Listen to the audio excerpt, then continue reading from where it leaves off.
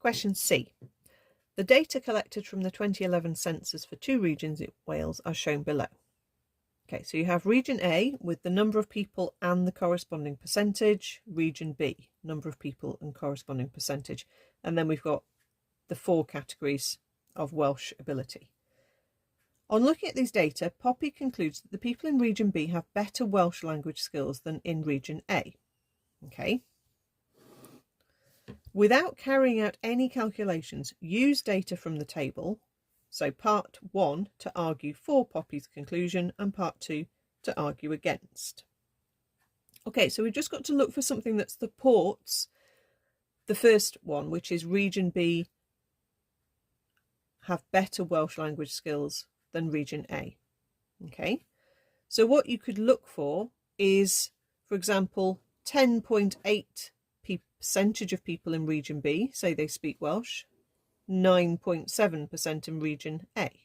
Okay, it's not to do with the number of people in total, because you don't know how big Region A is compared to Region B. Region B might be 1 million people and Region A might be 20,000 people. So therefore, 13,000 out of 20,000 is more impressive than 13,000 out of 1 million. So actual numbers are not particularly helpful unless you know the total that it's out of.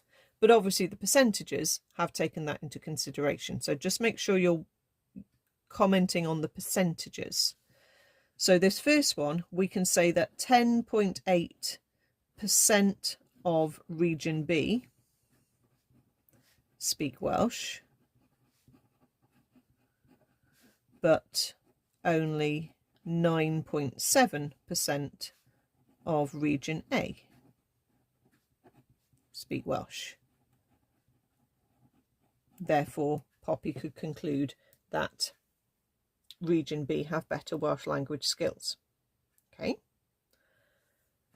And then part 2, what would we use to argue against Poppy's conclusion? Well, I would probably use these two.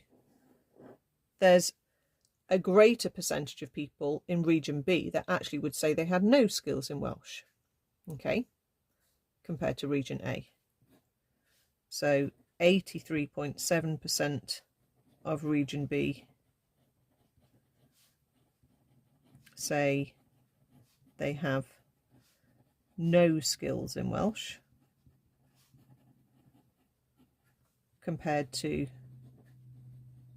a smaller percentage of Region A, 82%, 82.6% of Region A. So there's a higher percentage in Region B that say they have absolutely no Welsh skills whatsoever. So that would be a good one to argue against for part 2.